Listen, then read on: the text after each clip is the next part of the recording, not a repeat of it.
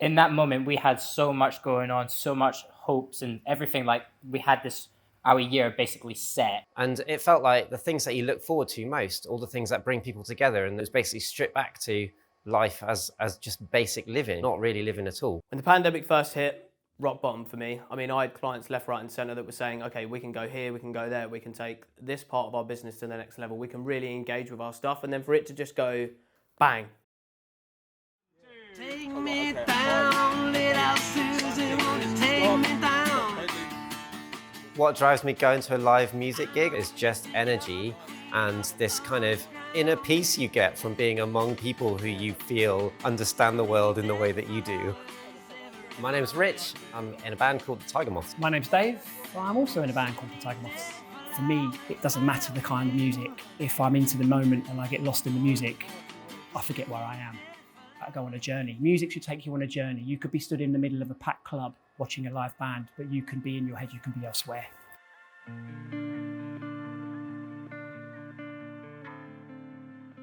I personally find it really inspiring. Being on stage, I feel like I can be myself completely, or a different version of myself. Just being in a room, watching other people perform is something that really inspires me to do the same. It's almost like what band?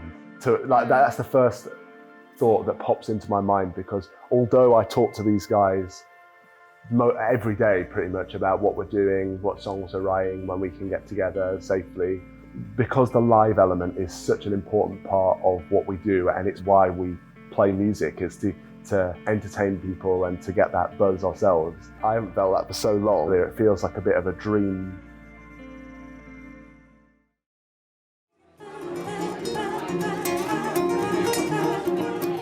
This year has been quite a rocky road, I must say. In January and February, I was booked out 7 nights a week, really super busy.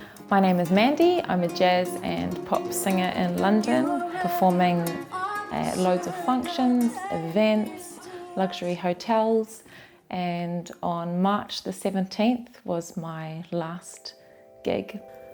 As the whole of the live music industry started shutting down, I felt like everything I'd worked for years, the residencies I'd built up, the contacts I have, disappeared overnight. And I felt extremely depressed, to be honest, because when you're a musician or a creative person and you do something that you love, it becomes a part of you. It's more than just a job. So it wasn't just my job, it was my identity, it was my social life, it was my creative outlet. And when that was taken away, I think all of us were asking a lot of very deep questions, like, who am I? What is my identity? If I don't have this, what can I give to the world? And it is a bummer when you put in the amount of time that the Tiger Moths put into our music. To me, without music, I'm not quite sure where I'd be in life. It's got me through some very tough times, personally, emotionally. I think as we've seen from COVID-19 and lockdown, it's becoming more than COVID itself now. It's about people's mental health, it's about people's well-being, being locked down, being kept away from culture and the arts and socialising. And I think now we're seeing a wider impact.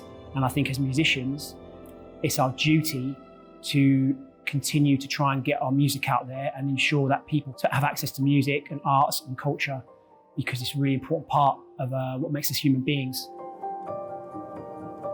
It has changed a lot for the live music industry. There is no income for My Everest on streams.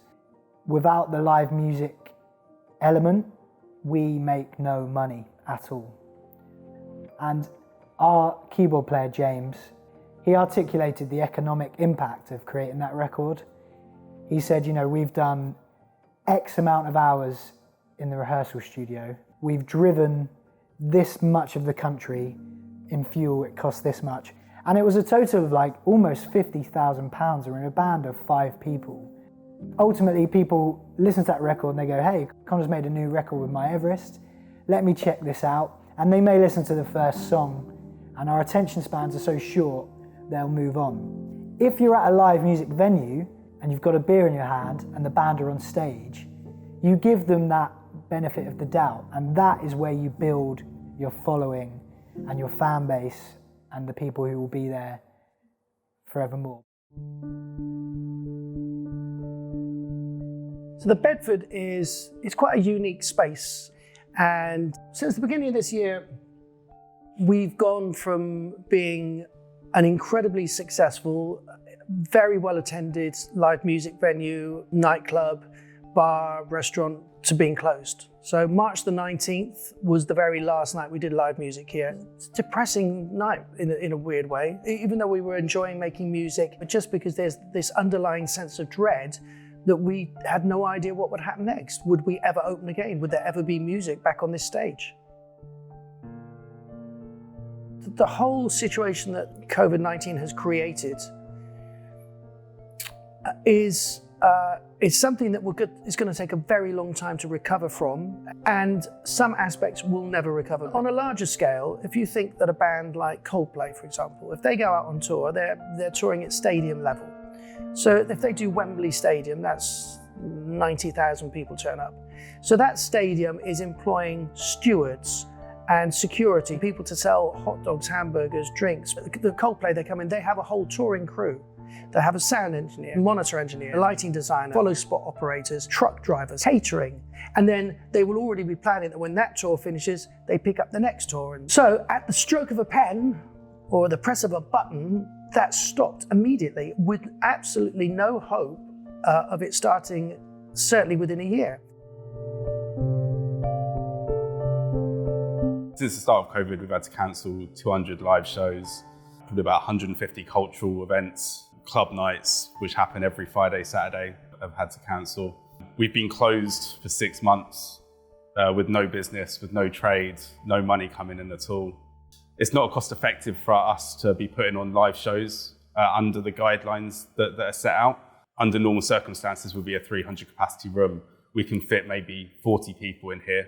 If we're running at anything under kind of 60 or 70% capacity, we're losing money. We're not looking at doing live events to keep the business afloat or keep the venue open. It's really to do it just to give work to people. Venues will close. Venues are closing already. As venues are kind of platforms for culture and give experiences to communities, it's something that should be funded publicly, I think. I don't think we're going to go back to the same industry that we left when this happened. I don't necessarily think it's a bad thing. I think this is a good opportunity to make changes to the industry and how we see the value in what we do. We don't just put on concerts. We create kind of experiences for people to have a good time.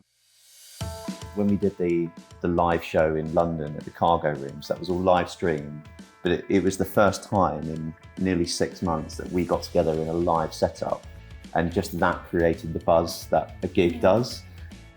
I'm Robert Castagna, a live stream producer. So for me, the music industry changed a lot when people were ringing me up specifically to say, okay, Rob, well, we have some live gig projects that we had in the pipeline, but we've changed it. Luckily, I had Hotbox, which was a promoter that I worked with, and a rehearsal space, Cargo Rooms. I started a project with them where we actually live streamed 3 times a week minimum to raise money for bands. I love the live experience, and I'm always striving to do that, like to make sure the audience can feel like they're actually at a gig, even though they're not. And if you can trick them even for that millisecond, just that tiny little bit, I've won.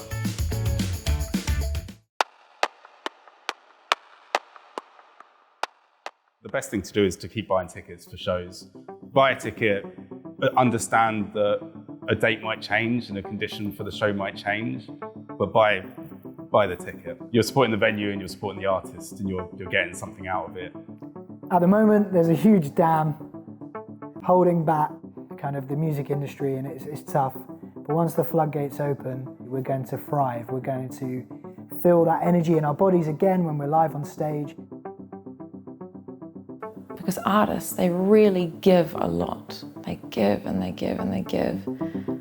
It's not a fluffy, flighty job. We are here to make you happy, really. That's what we do. It's our job. We are fun merchants.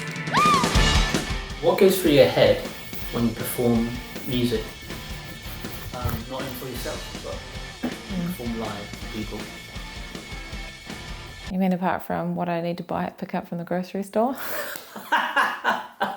Wait a minute. So you're singing this like slow Motown song, and then you're going to think, I need to buy milk and eggs.